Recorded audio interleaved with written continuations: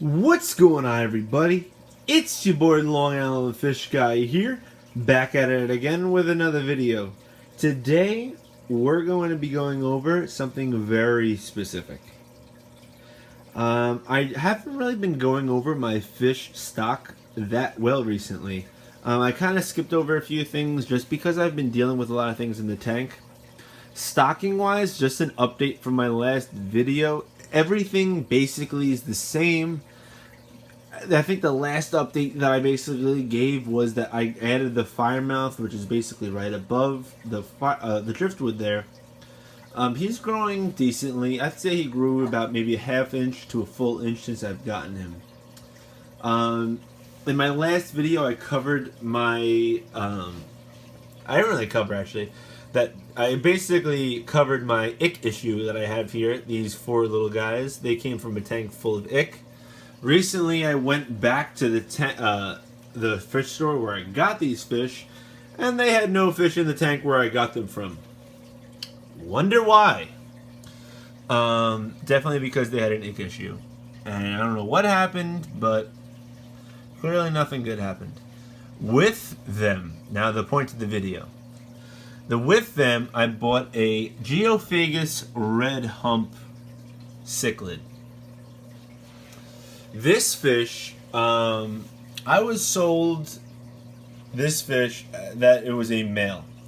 Geophagus Red Humps get a nice, beautiful red hump on their forehead. The males do. I believe, as you can see, this red hump that you have on this fish's head, or this red color, there we go, and I'm in focus. The red coloration on this fish's forehead, as he goes back and hides, because my fire mouth always gives him a really bad time. This fish has a red coloration on its forehead. This fish is a female. And I posted it up on forums and did all of my research. I was basically in denial of the sex of the fish. It's a female.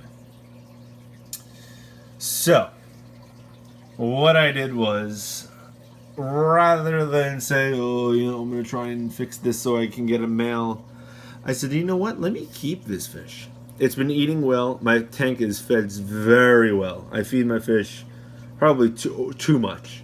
Anytime I get them from the tank, they always, from their fish stores, they always grow significantly in the first month. Instead of getting rid of that fish and looking for a male, I went back to that same fish store, and I bought something that I was guaranteed to be a male. This right here is a male Geophagus Eartheater Red Hump cichlid. I am 99.9% sure that this is a male. If this is not a male, I'd be shocked. As you can already tell, these are the same exact cichlids coming from the same exact tank from the same exact breeder. You can already tell this is a completely different fish just by looking at the coloration on it. And as you can see, if you want to rewind the video and take a look, if you look at its forehead, significantly different in shape. What I'm going to do is I'm quarantining right now.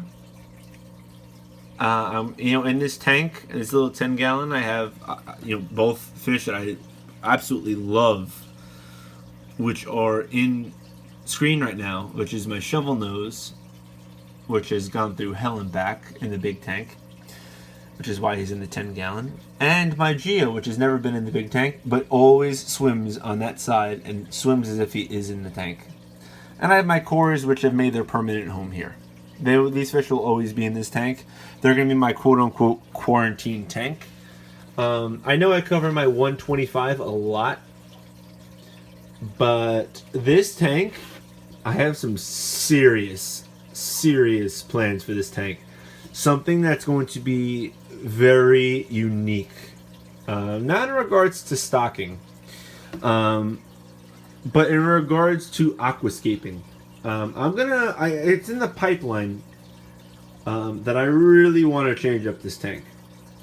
And it's for the better, in my opinion. It's going to look incredible. It's going to look really good. It's going to be very nice. But I will tell you this much right now. The next video you will see about this fish tank story, you're going to see this Geo and this shovel nose get moved into this tank. I'm planning on doing that. Today is May 5th, Cinco de Mayo. May 15th, I believe, is the day that these fish will go in. I'm going to make a video and see the reaction as to what happens when these fish go into this tank. I keep my fingers crossed that it's going to be nice and good. Also, what I'm going to be doing in that same exact video is moving this fire mouth, which is giving me so many issues in this tank, and I'm going to put him in this tank for the remainder of the month of May as a quote-unquote timeout tank.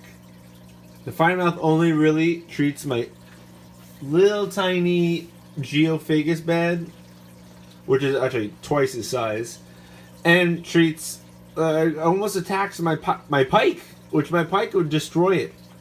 I understand that firemouths have, their bark is bigger than their bite, but my firemouth, I'm not really in the mood to just deal with this garbage. So, he's gonna be in some trouble. He doesn't really know it yet. There he is again. But he's going into the little tank. I'm really, really excited for him to go into the big tank. And I am out of control excited for my shovel nose. This fish, for anyone who's just watching this video for the first time, I bought this shovel nose, put him in my 125 when he was significantly smaller. Almost was eaten by my Jaguar. And I quickly set up this tank to be a quote-unquote quarantine / grow out tank.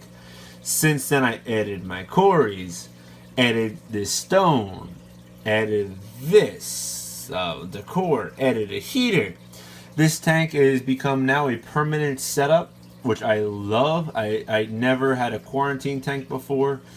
Not necessarily that I didn't believe in them, but I almost just said there was no need for them because of the ick issue I had in this tank, and now because of the grow out issue I had in this tank, I will now be quarantining every single fish that I ever purchase, no matter how big or small. They will always go in this tank.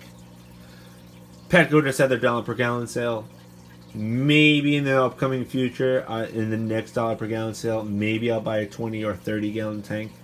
But as of right now, this is my grow out tank. This is my quarantine tank, and that is not changing. Regardless, this was supposed to be a Geo video. I've probably rambled on now for about 2 minutes, 3 minutes about other things. This Geo is a male. I'm very, very sure of it. As you can tell in the video that I've been cutting right here, that its color has not changed. This is a very male-ish looking colored fish on top of the hump. Moving back now, let's see if I can get a nice shot of it actually.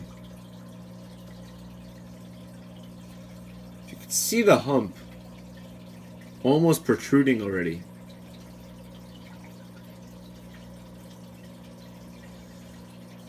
So I'm saying this is a male.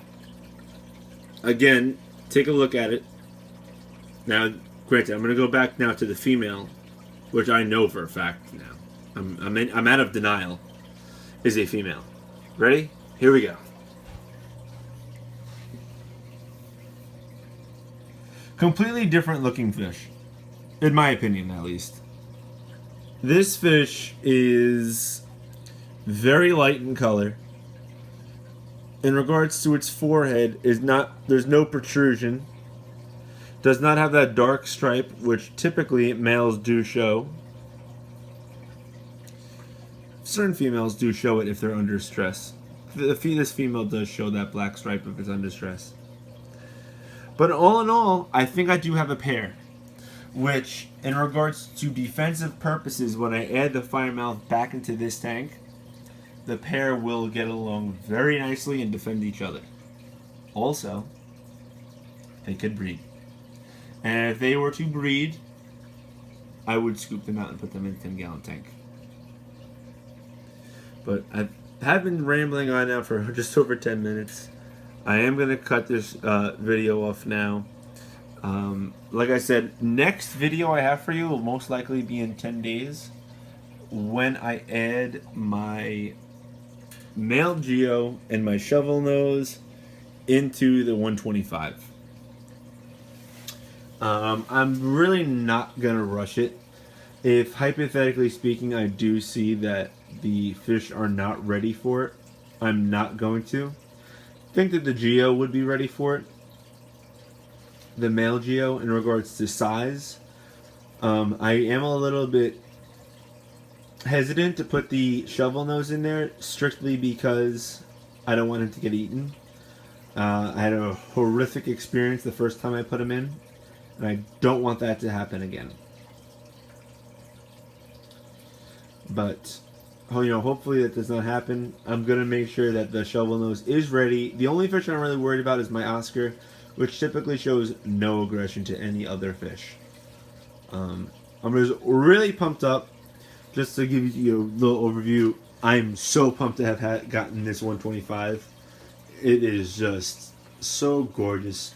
Such great size over my